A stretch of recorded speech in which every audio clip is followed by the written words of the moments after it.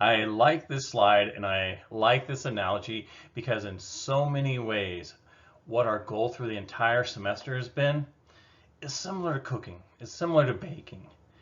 We needed to learn where the ingredients were. We needed to learn how to mix them, how to bring them together, and so that way you could go out and deliver a speech. You can do a presentation. The same way as you can pull cookies from an oven and share them with your friends. And in so many ways, that is what we have done with public speaking this semester. You now have the ingredients to be a successful public speaker, to go out there to present, to get a new job, to move up at your job, to enhance your career, to present in an academic setting. That is what our entire goal has been. And let's take a moment to reflect, check our cabinets, make sure we got everything there. So that way, when you leave class and you're going out there, you can always go back to there. You can pull those ingredients out, you can mix them together, and you can be successful. It usually takes me more than 3 weeks to prepare for a good impromptu speech. Mark Twain, I love his humor, but this isn't going to be your case anymore because now we're going to review the information that we covered this semester. You can say, if I need to do a speech, you give me a half hour. I can be ready, I can get out there, I can do it, and I can be successful. We're talking about the opportunity that public speaking is. Pulling those ingredients together, delivering on the promise. The good stuff you take out of the oven to share with people you care about. And the stepping stones that each speech is. Because as you've been in the kitchen, you found out, yeah, the first time I made that, it was pretty good. But the second time was even better, and the third time. And that's your stepping stones. Opportunities to public speak. When do they happen? As we've talked about, they happen frequently. They happen more often than you expect. In higher education, you get the opportunity to publicly speak in a lot of classes because you're covering a lot of material and you get the opportunity to share what you're learning with others. And that occurs in your associates, that occurs in your bachelor's degree, where you'll be asked, hey, present on this chapter. You wrote this report, it's really good, present on it.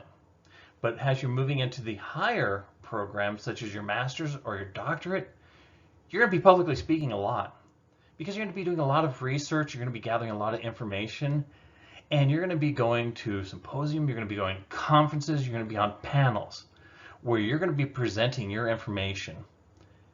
Matter of fact, when you get to your dissertation, that's exactly what you're doing. So publicly speaking in academia is an absolute must.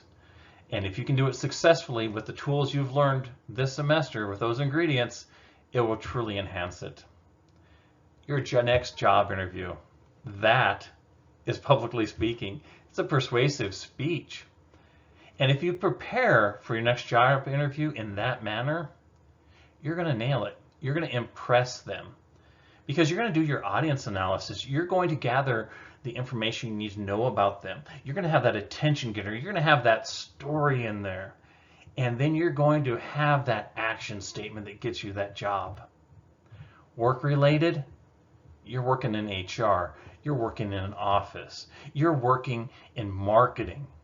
All of those are going to require at some point to publicly speak, to either inform your audience about policies and procedures, to sell something, to market your company, to grow your company.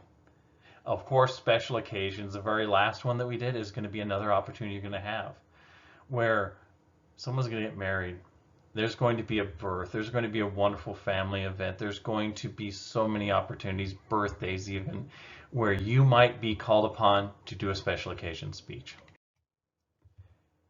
Remember, when these opportunities come up, treat it exactly as you did in this class. Use your energy, use the strength. Your initial audience analysis is going to tell you so much.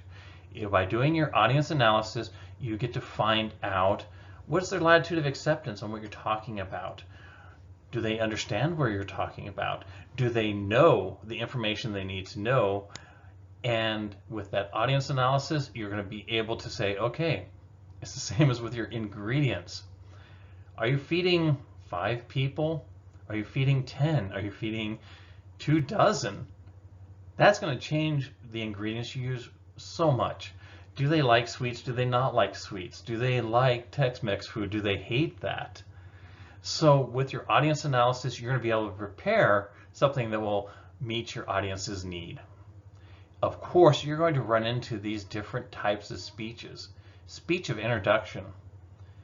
Your first day on the job, at a new position, perhaps at a wedding, you need to introduce yourself to the new in-laws. There's so many times when introductions come up. And you might even come up with a quick elevator speech that is your introduction, that opens that door for your next career opportunity. Informative. In academia, you're going to do that a lot. You're not going to try to persuade the people. You're instead trying to inform them. You're trying to bless them. As a teacher, you're seeking to bless your audience, inform them, to share.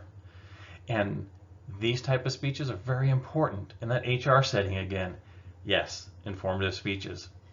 In the business setting, yes, you have a new way to manufacture a product. You've got to inform, and you can do it successfully. Persuasive, sales. Persuasive, job interview. Persuasive, perhaps in your community, where you're trying to be persuasive about something that's important to you, building that playground instead of building the parking lot. Persuasion, of course. Special occasion, as we mentioned, wonderful life opportunities. Delivering on the time to bless your audience. Delivering on that promise. Start off as you have done, as we've done throughout. Every speech, every presentation, every lecture I have given you, I've used this same format. Why? Because it works. And going back to Mark Twain, when he's talking about, oh, I need a good 3 weeks to do that impromptu speech. Well, if you follow this simple formula, you don't need that much time. You got it down. You know to come up with that original attention getter where you can say, hey, pay attention. Not bore your audience, not tell them what they already know. Draw them in. Use that statistic. Use that startling fact. Use that image. Use that story. All of those will draw your audience's attention in. Tell them your promise. What is your speech about? Why are you there? What is your thesis? Make it very precise so that way they're not wondering, well, what exactly are they talking about? But have that solid thesis statement. 1 sentence, 2 sentences at most, that lets your audience know why you're there and what you're doing. Your credibility. That is massively important. So often we just get up there and we start talking, we think, well, because I'm in the front of the room, I have credibility. No, you don't. You need to tell your audience why you're credible, why they should listen to you. Preview exactly what you're going to tell them. What is this lecture? This is actually our review.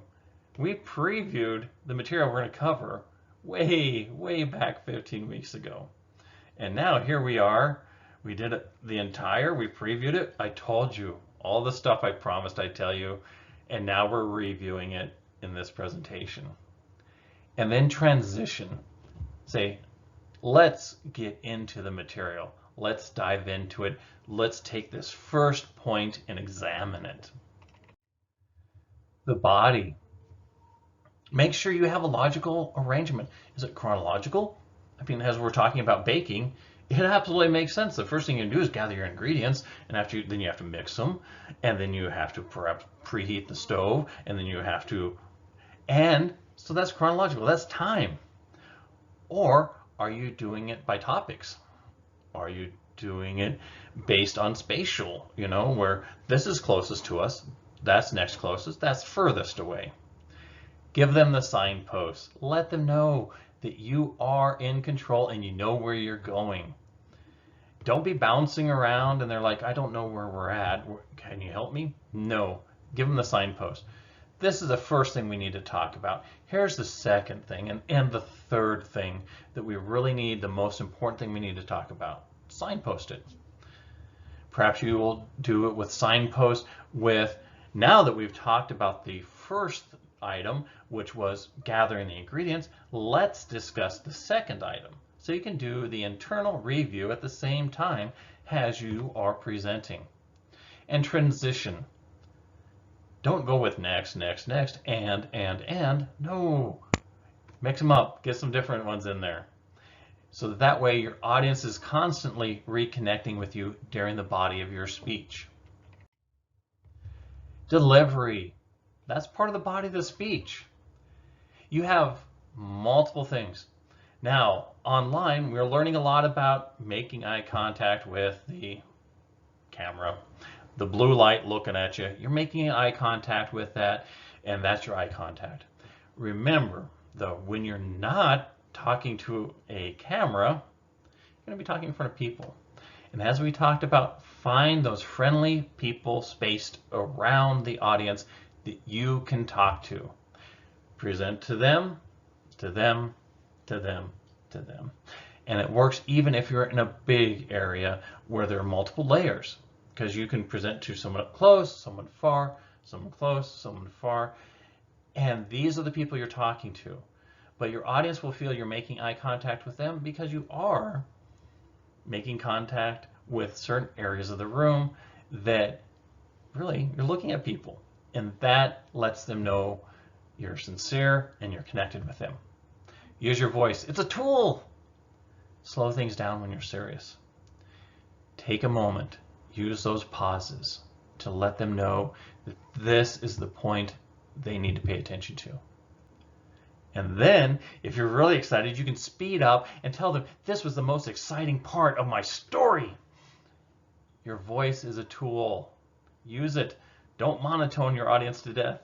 Instead, make it a song. Sing to them. Allow them to come on the journey with your voice. Extemporaneous. In this class, we focus primarily on having a conversation with the audience, because that is how they feel most comfortable and how they pay the most attention to you.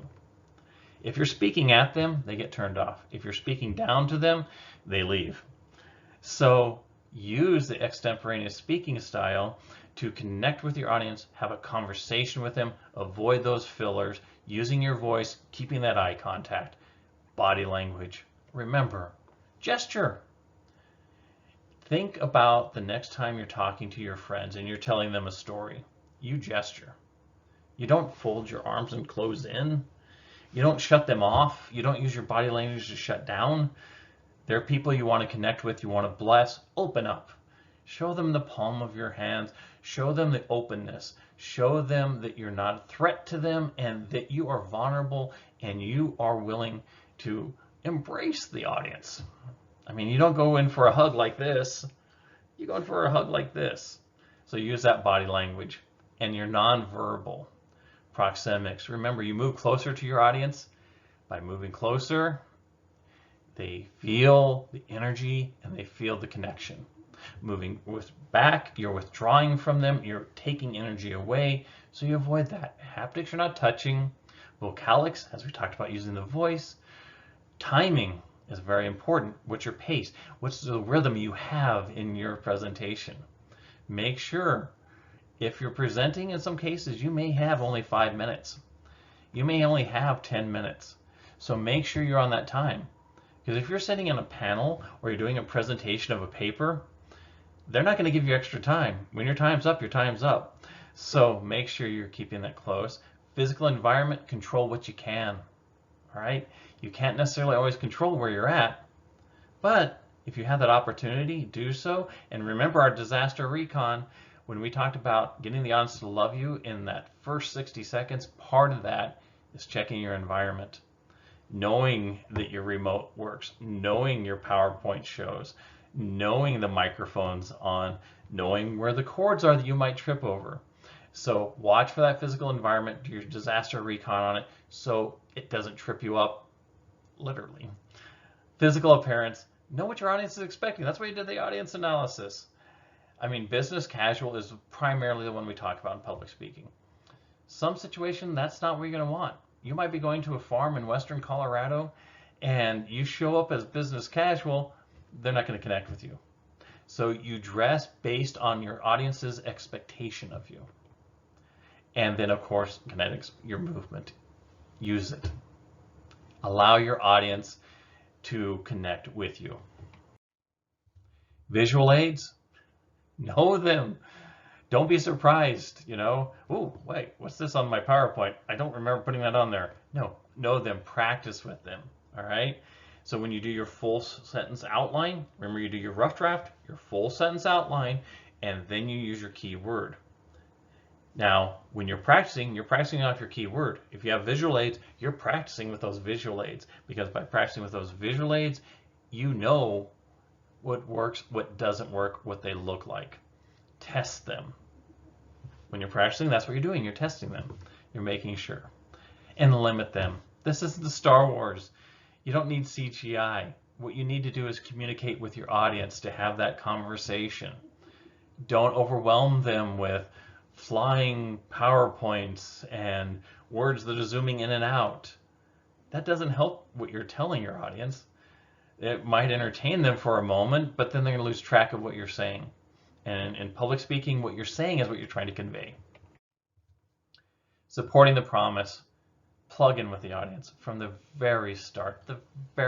Your audience analysis, you're doing that so you can plug in with them, so you can focus on them. Yes, you're in the front of them. Yes, you're talking to them. Yes, they've given you that time. But who's the one that's important? They are. So speak to them, present to them, bless them, and this way you will be successful with your presentation. Use storytelling. It doesn't have to be a long story, it can be a short story, but every time you share a story, you're sharing part of who you are with the audience. And by doing so, you're asking them mentally to take up space between you and actually share your view of the world, to see things as you see them. And by doing this, storytelling is so effective at all points of your speech that your audience will stay connected with you and understand the latitude of acceptance. If you're talking to someone that absolutely is in that rejection zone where they're not going to agree with you, you don't start off trying to get them to agree to something they're not going to like. No. Instead, look for something more in the middle. Share a story more in the middle of latitude of acceptance. And by slowly walking them towards it, you can get them to accept things that they might reject if you just presented it straight up. At the end, at the conclusion, bring it to an end. Don't go on forever. I know sometimes you're like, and Brad's telling us this, some of the lectures, oh my God, he just kept going. Oh, no, in all honesty, do. When you signal your ending, do bring it to an end. Keep it real. Yes, that's right. Keep it real. Keep that connection. Don't suddenly stop blessing them and get on a soapbox and start preaching at them. No, keep it real. Keep that connection you've built throughout your speech. Keep that credibility. And in so doing, you're helping them. Review the material. You told them what you're going to tell them. You told it to them. And now the third thing is you're going to review it. You tell them what you told them. This absolutely is how you move something from short-term memory into long-term memory. Especially when you look at those persuasive speeches, the informative speeches, you want them to do well on the test, so you're going to make sure, hey, let me tell you this 3 times. Connect back to the thesis if you can. Bring it full circle. I promised you I was going to tell you about this. I promised you I was going to tell you what we talked about this semester.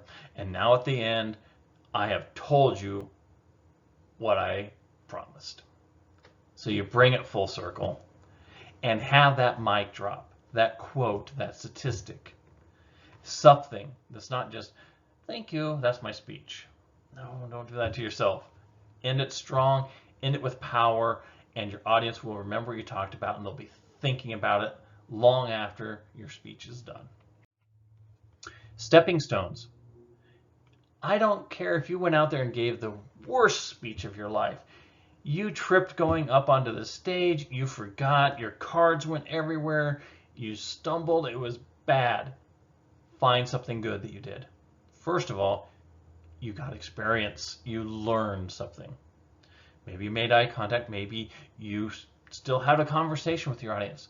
Sometimes I've had speeches that start off so horribly that I felt, oh, there's no way.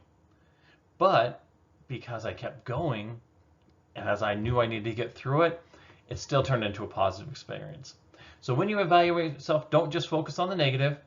Don't call it what I did bad. Don't call it, boy, this is where it's terrible. No, areas to improve. Keep it a positive thing. Keep that mind positive. So areas I need to improve and things I liked that I did. And then find out, how do I become better? Where can I improve? Maybe get rid of the PowerPoint. Maybe next time I do something different. Maybe I go outside. Perhaps you look at a way to improve that and look for new opportunities. And each time you present, that's your stepping stone to becoming a better public speaker and to be successful. In conclusion, we've covered a lot over this semester. I've had fun. I truly do. I love public speaking. It's my nerd thing. So absolutely make sure you embrace what you learned. Go to that kitchen, get those ingredients out. We talked about those opportunities. We talked about pulling it together. We talked about delivering on the promise, and we talked about those stepping stones. You've got to go out on a limb sometimes because that's where the fruit is. I'm so happy that you took that chance this semester. You went to that comfort zone and you pushed it and you made yourself uncomfortable, but you were successful. And I am so glad you shared this journey with me. Now go out there and become the best public speaker you can.